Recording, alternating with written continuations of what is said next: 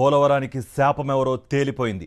కమిషన్ల కోసం పోలవరం కథను మార్చేసిన కథానాయకుడు ఎవరో నిర్ధారణ జరిగిపోయింది. ఇన్నాళ్లు వైఎస్ జగన్పై బురద జల్లిన సీఎం చంద్రబాబుకి దిమ్మ తిరిగే షాక్ తగిలింది.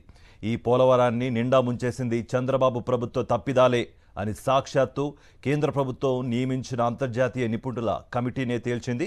డయాఫ్రమ్ వాల్ విధ్వంసకారుడు ముమ్మాటికే సీఎం చంద్రబాబే అని కుండబద్దలు కొట్టింది. దీంతో ఇన్నాళ్లు డయాఫ్రమ్ వాల్ విషయంలో వైఎస్ జగన్పై అభాండాలు వేసిన సీఎం చంద్రబాబు ఎల్లో మీడియా బండారం బట్టబయలైంది. చంద్రబాబు ముఖ్యమంత్రి కాకముందు అయ్యాక కూడా పోలవరం ప్రాజెక్టుపై ఒక్కటే అబద్ధాన్ని పదే పదే చెప్పేవారు. పోలవరం ప్రాజెక్టులో డయాఫ్రమ్ వాల్ కొట్టుకుపోవడానికి, తద్వారా నిర్మాణంలో జరుగుతున్న జాప్యానికి వైఎస్ జగన్ ప్రభుత్వమే కారణమంటూ ఏళ్ల తరబడి ఆయన ఎల్లో మీడియా బురద చల్లాయి. ఈ మధ్య శ్వేతపత్రంలో కూడా అదే అబద్ధాన్ని కళ్లార్పకుండా చెప్పారు సీఎం చంద్రబాబు. ఇప్పుడు వైఎస్ జగన్ పై బురద చల్లిన వాళ్ల గోబలు గుయ్యమనేలా అంతర్జాతీయ నిపుణుల కమిటీ నివేదిక ఇచ్చింది. అసలు పోలవరం జాప్యానికి కారణం ముమ్మాటికి గతంలో సీఎం చంద్రబాబు పాలనలోని ప్రణాళిక లోపాలే అని తేల్చింది. పోలవరం ప్రాజెక్టు డయాఫ్రమ్ వాల్ ధ్వంసం కావడానికి, ప్రధాన డ్యాం నిర్మాణ ప్రాంతంలో విధ్వంసం చోటు చేసుకోవడానికి ముమ్మాటికి చంద్రబాబు ప్రభుత్వ తప్పిదమే కారణమని అంతర్జాతీయ నిపుణుల కమిటీ కుండబద్దలు కొట్టింది. గోదావరి నదికి అడ్డంగా 2016 డిసెంబర్ నుంచి 2017 జులై వరకు 1006 మీటర్లు, 2017 డిసెంబర్ నుంచి 2018 జూన్ వరకు 390.6 మీటర్ల పొడవున మొత్తం 1396.6 ప్రధాన డ్యాం గ్యాప్ 2లో డయాఫ్రమ్ వాల్ ను నిర్మించారని పేర్కొంది. నదీ ప్రవాహాన్ని పూర్తి స్థాయిలో మళ్లించేలా స్పిల్వే, స్పిల్ ఛానల్ ను పూర్తి చేయకపోవడంతో 2017-2018లో గోదావరి ప్రవాహం డయాఫ్రమ్ వాల్ మీదుగా ప్రవహించిందని గుర్తు చేసింది. ప్రవాహ ప్రభావం డయాఫ్రమ్ వాల్ పై పడకుండా ఎలాంటి రక్షణ చర్యలు తీసుకోకపోవడంతో వరద ఉధృతికి డయాఫ్రమ్ వాల్లో 5 చోట్ల 693 మీటర్ల పొడవున కోతకు గురై దెబ్బతిందని స్పష్టం చేస్తూ ఈ నెల 12న కేంద్ర జల సంఘానికి అంతర్జాతీయ నిపుణుల కమిటీ నివేదిక ఇచ్చింది. ప్యానల్ ఆఫ్ ఎక్స్పర్ట్ చాలా స్పష్టంగా చెప్పింది ఏంటంటే 2018లో వరద వచ్చినప్పుడు వరద ప్రవహిస్తే కాఫర్ డ్యాములకు సంబంధించిన జెట్ గ్రౌటింగ్ వాల్స్ని కొంత రిపేర్ చేసి మిగతా వాటి రిపేర్ చేయకోకుండానే కాఫర్ డ్యాములు వేసే ప్రయత్నం చేశారు. ఎంత తప్పిదమండి ఇది? చిన్న విషయమా? విధ్వంసం ఇది కాదా? 2016 తర్వాత టకటకటక అన్నీ ఒకేసారి మాలేసేయండి అని అన్నారు. ఇది తప్పిదాం, ఇలా చేయకూడదు.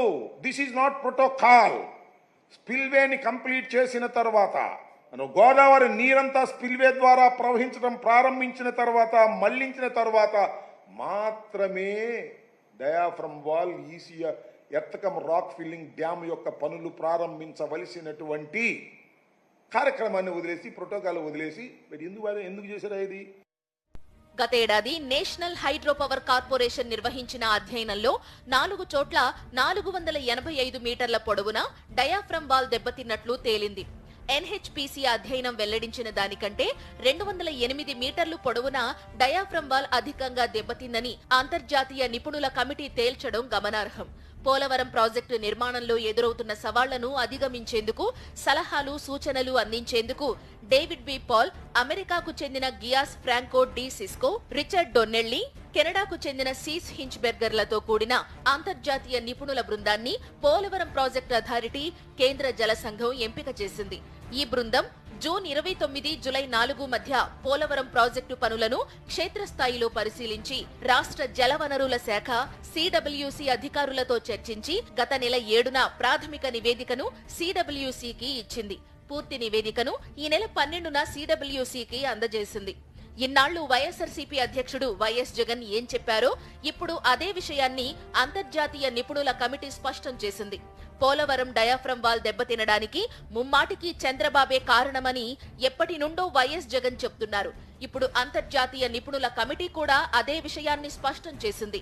అంతర్జాతీయ కమిటీ నివేదికతో ఇన్నాళ్లు సీఎం చంద్రబాబు, టీడీపీ నేతలు, ఎల్లో మీడియా చేసిన ప్రచారం అంతా పచ్చి అబద్ధమని స్పష్టమైంది.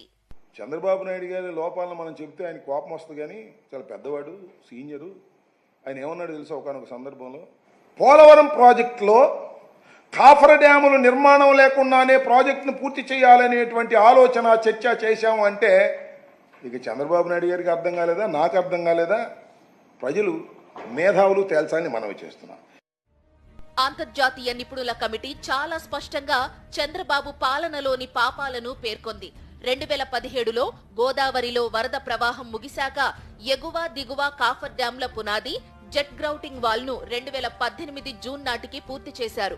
కానీ ప్రవాహ ప్రభావం పడకుండా ఎలాంటి రక్షణ చర్యలు తీసుకోకపోవడంతో 2018 గోదావరి వరదలకు ఎగువ coffer dam jet grouting wall 200 నుంచి 260 మీటర్ల మధ్య దెబ్బతింది. 20 మీటర్ల లోతుతో నిర్మించిన జెట్ గ్రౌటింగ్ వాల్ పటిష్టంగా ఉందా లేదా అన్నది తెలుసుకోకుండానే ఎగువ దిగువ కాఫర్ డ్యాంల పనులను 2018 డిసెంబర్లో ప్రారంభించి 2019 మార్చి నాటికి పూర్తి చేయలేక ఇరువైపులా ఖాళీ ప్రదేశాలను వదిలేశారు. దాంతో 2019లో గోదావరి ఎగువ కాఫర్ డ్యాం ఖాళీ ప్రదేశాల గుండా అధిక ఉధృతితో వరద ప్రవహించడంతో ప్రధాన డ్యాం నిర్మాణ ప్రాంతంలో 30 మీటర్ల లోతు వరకు ఇసుక తిన్నెలు కోతకు గురై విధ్వంసం చోటు చేసుకుంది. డయాఫ్రమ్ వాల్ పూర్తిగా దెబ్బతింది. దిగువ కాఫర్ డ్యాం కూడా కోతకు గురైంది. ఇప్పుడు దాని స్థానంలో మళ్లీ కొత్త డయాఫ్రమ్ వాల్ నిర్మించాల్సిందేనని కమిటీ సూచించింది. ఇప్పుడు కొత్త డయాఫ్రమ్ వాల్ కట్టమని చెప్పడంతో పాటు వైఎస్ జగన్ హయాంలో పోలవరం ప్రాజెక్టు కోసం పారదర్శకంగా ఎంపిక చేసిన కాంట్రాక్టు సంస్థతోనే ఈ డయాఫ్రమ్ వాల్ నిర్మాణం చేపట్టాలని కేంద్ర ప్రభుత్వం ఆదేశించింది. దీంతో నిన్నటి వరకు వైఎస్ జగన్ పైన, వైఎస్ జగన్ హయాంలో పోలవరం ప్రాజెక్టు నిర్మించిన కాంట్రాక్టు సంస్థ పైన చేసిన ఆరోపణలన్నీ నీటి బుడగలని తేలిపోయాయి. ఇప్పుడు తెలుగుదేశం పార్టీ నేతలు, ఎల్లో మీడియా తెల్ల మొహం వేసుకుని పక్క చూపులు చూసుకోవలసిన పరిస్థితి ఏర్పడింది.